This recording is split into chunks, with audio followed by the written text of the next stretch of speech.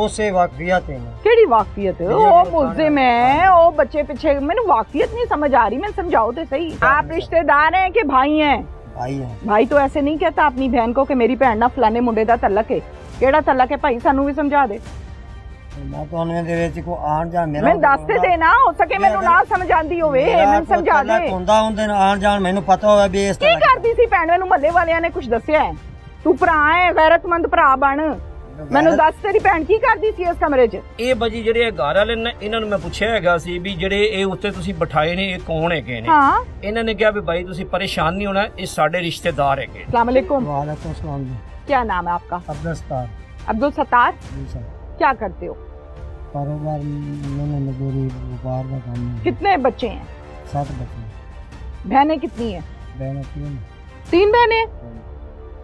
कितनी कितनी सी हैं छोटी हैं बड़ी हैं बढ़िया हैं बड़ी हैं आपको आप शादी शुदा अच्छा कातियां के बहना बहना अब शिरा हमशीरा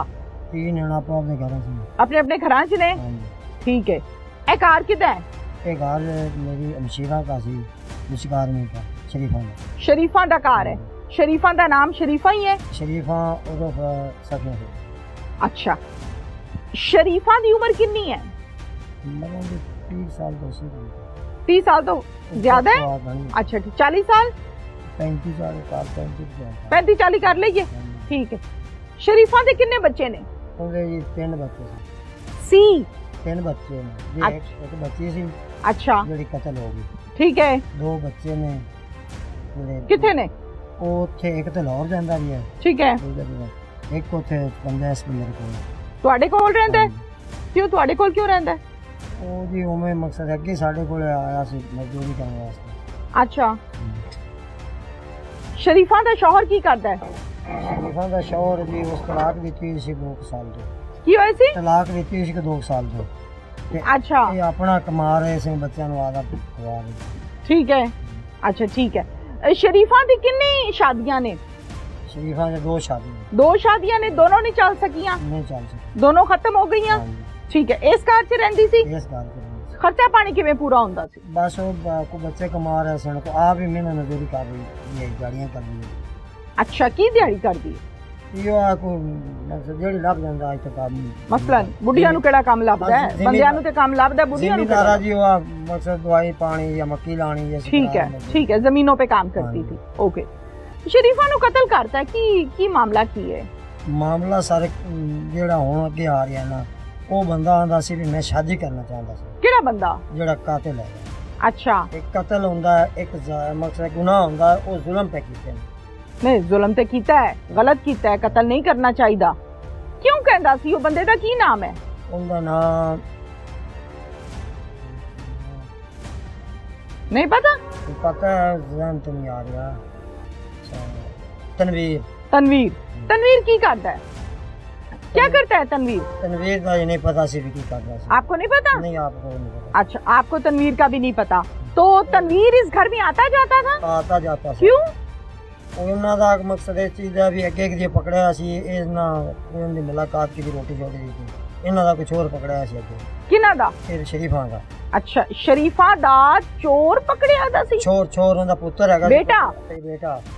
ਕਿਸੇ ਚੋਰੀ में ਨਹੀਂ ਹਾਂ ਰਾਂਦ ਰੋਂਦੇ ਕਿਹਦੇ ਚ ਰਾਂਦ ਰੋਂਦੇ ਜਿਵੇਂ ਪਕੜਿਆ ਸੀ ਚੱਕ ਉਹ ਕੀ ਹੁੰਦਾ ਹੈ ਵੀ ਲੜਾਈ ਹੋਈ ਸੀ लड़ाई में ਹਾਂਜੀ बेटा पकड़ा हुआ था पुलिस ने ਹਾਂਜੀ अच्छा फिर ਉੱਥੇ ਉਹਨਾਂ ਦਾ ਇਹ ਰੋਟੀ ਲਿਆਂਦੀ ਹੈ ਬੇਟੇ ਵਾਸਤੇ ਤੇ ਉਹ ਉਹਨੂੰ ਵੀ ਦਿੰਦੇ ਰਹੇ ਕਿਨੂੰ ਉਸ ਤਨਵੀਰ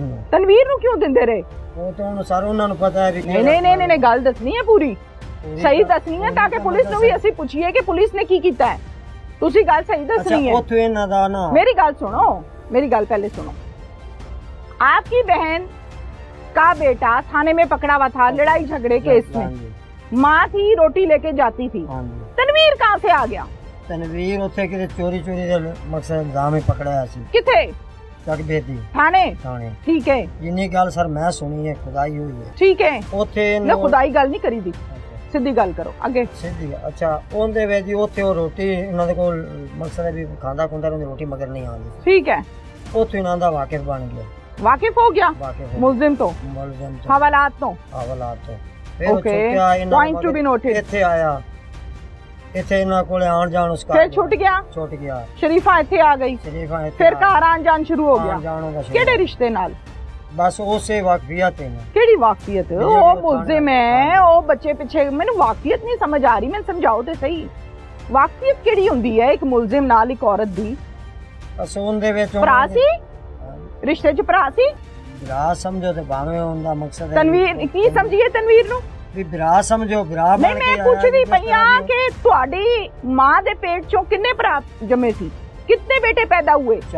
ਚਾਰ ਇਹ ਪੰਜਵਾਂ ਸੀ ਕਿ ਮਤਰਾਇਆ ਸੀ नहीं ना मतलिया सी ते ना पंजवा सी ते नहीं था भाई इन्ना ही बनाया भाई नहीं था इन्ना ही बनाया शौहर था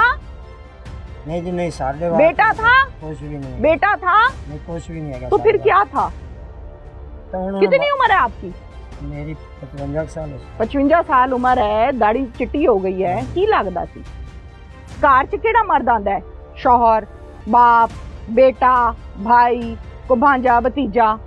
गैर मर्द कैसे घर के अंदर आता है यार मर्द सारे होना चाहिए इसकी तो ना सकने भी आप भाई हैं आप भाई हैं शरीफा के शरीफा का जवाब दें मेरी बात का इस घर में गैर आदमी क्यों आता था गैर आदमी होने दे विच बस उन्हें तलक बना लिया भावे बहन भरा बना ते कर लिया फरात इंज दी गल करदे चंगे नहीं लगदे कि मेरी बहन ने तलक बना लिया फलाने नाल आप रिश्तेदार हैं कि भाई हैं भाई हैं भाई तो ऐसे नहीं कहता अपनी बहन को कि मेरी बहन ना फलाने मुंडे दा तलक है केड़ा तलक है भाई सानू भी समझा दे मैं तो उन्हें दे विच को आन जान मेरा मैं दस ते देना हो सके मैनू ना समझ आंदी होवे मैं समझा दे हुंदा उनदे आन जान मैनू पता होवे भी इस की करदी सी भैन मैनू महल्ले वालियां ने कुछ दस्सिया है महल्ले वालियां ने कुछ दस्सिया है ते मेरे जितनी सुनी भी मैं अंदर कर भाई तेरी भैन सी की हो गया तेनू मेरी बहन मां दे पेट तो जम्मिया है तू की हो गया तेनू तू महल्लेदार नहीं है तू भरा है गैरतमंद भरा बन मैनू दस तेरी भैन की करदी सी इस कमरे च ਮੱਲੇ ਦੇ ਵਿੱਚ ਉਹਨਾਂ ਜਿਹੜਾ ਕੁਝ ਮੈਨੂੰ ਦੱਸਿਆ ਮੈਨੂੰ ਉਹੀ ਪਤਾ ਹੈ ਵੀ ਉਹ ਕੀ ਆਦਮੀ ਦੱਸਿਆ ਮਹੱਲੇ ਵਾਲਿਆਂ ਉਹਨਾਂ ਇਹਨਾਂ ਉਹ ਮਿਹਨਤ ਮਜ਼ਦੂਰੀ ਕਰਦੀ ਸੀ ਮਿਹਨਤ ਮਜ਼ਦੂਰੀ ਤੇ ਕਰਦੀ ਸੀ ਲੋਕਾਂ ਦੇ ਘਰਾਂ 'ਚ ਕੰਮ ਕਰਦੀ ਸੀ ਹੋਰ ਕੀ ਕਰਦੀ ਸੀ ਹੋਰ ਮੈਨੂੰ ਕੀ ਪਤਾ ਅੱਲਾ ਨੂੰ ਪਤਾ ਕਿਉਂ ਨਹੀਂ ਪਤਾ ਤੈਨੂੰ ਤੂੰ ਭਰਾ ਹੈ ਭਾਈ ਤੈਨੂੰ ਕਿਉਂ ਨਹੀਂ ਪਤਾ ਮੈਂ ਉਹਦੇ ਕੋਲ ਕੋਈ ਨਹੀਂ ਆਣ ਜਾਣ ਮੇਰਾ ਬਸ ਤੇ ਫਿਰ ਮੁਦਈ ਕਿਉਂ ਬਣਿਆ ਮੁਦਈ ਬਣਿਆ ਜਦੋਂ ਮਕਸਦ ਜਦੋਂ ਤੇਰਾ ਆਣ ਜਾਣ ਹੀ ਨਹੀਂ ਹੈ ਤੈਨੂੰ ਪਤਾ ਹੀ ਨਹੀਂ ਹੈ ਤੇਰੀ ਭੈਣ ਕੀ ਕਰਦੀ ਫਿਰਦੀ ਹੈ ਫਿਰ ਮੁਦਈ ਕਾਹਤੇ ਤੂੰ ਬਣਿਆ हो सकता है मुझे बात नहीं समझ आ रही मैं समझना चाह रही हूँ क्योंकि इनको उर्दू नहीं समझ आती है तो मुझे मजबूरन ये हार्श वर्ड्स यूज करने पड़ रहे हैं दस ना फिर मुदई किवें बने मुदई सर ਜਦੋਂ ਹੁਣ ਉਹਨਾਂ ਦਾ ਜ਼ੁਲਮ ਹੋਇਆ ਪਿਆ ਸੀ ਮੁਦਈ ਕੌਣ ਜ਼ੁਲਮ ਹੋਇਆ ਹੈ ਔਰਤ ਨੂੰ ਕਤਲ ਕਰਨਾ ਜ਼ੁਲਮ ਹੈ ਨਹੀਂ ਹੋਣਾ ਚਾਹੀਦਾ ਮੈਂ ਮੰਨਨੀ ਇਸ ਗੱਲ ਨੂੰ ਕਰਦੀ ਕਿਸੇ ਭੈਣ ਹੁਣ ਕਰਨ ਵਾਲਾ ਮੈਨੂੰ ਮੱਲੇ ਨੇ ਕਿਉਂ ਗਲਤ ਗੱਲਾਂ ਕਰਦੇ ਨੇ ਕੀ ਗਲਤ ਕਰਦੇ ਨੇ ਤੁਸੀਂ ਦੱਸੋ ਨਾ ਮੈਨੂੰ ਨਹੀਂ ਪਤਾ ਜਿਹੜੇ ਮੈਂ ਤਾਂ ਕਿਸੇ ਆਖਿਆ ਨਹੀਂ ਵੀ ਗਲਤ ਹੈ ਜਾਂ ਸਹੀ ਹੈ ਕਿਸੇ ਨੇ ਨਹੀਂ ਦੱਸਿਆ ਨਹੀਂ ਦੱਸਿਆ ਕਿੰਨੀ ਦੇਰ ਹੋਈ ਇਸ ਘਰ ਚ ਆਂਦਿਆਂ मैंने नहीं मैं तो पहली बार पहली बार तुम भाई हो सके भाई हो तुम्हें पता ही नहीं है अपनी बहन के घर का नहीं मैं यार तुम्हें अपनी बहन के घर का ही नहीं पता मैं आता ये 2 दिन वास्ते दोस्त 2 दिन पहले था मकान 2 दिन पहले इस घर में आई है अच्छा तो इस घर में जब आई है तो ये मकान किसने ढूंढ के दिया है मैंने आप इस ढूंढे आना आप ही लब लिया आप लभ्या वो जो मकसद है भी कारोबार नंदा मोहल्ले का ठीक है